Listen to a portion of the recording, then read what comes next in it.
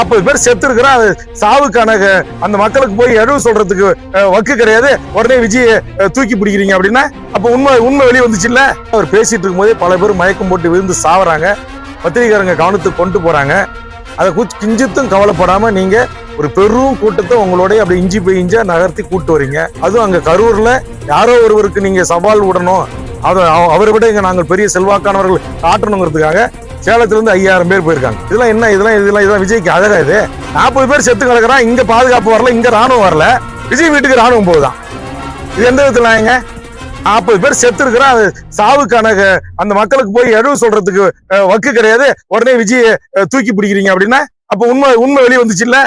யார் விஜய் இயக்குறாங்க அப்படின்றது இப்ப வெளியே வந்திருக்குல்ல.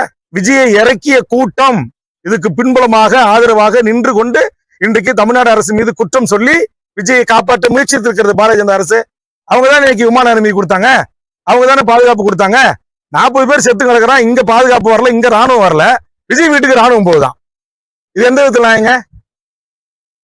விஜய் வீட்டுக்கு அசிஸ்டன்ட் கமிஷனர் தலைமையில பாதுகாப்பான். சொந்த நாட்டு குடிமக்களுக்கு பாதுகாப்பு இல்ல.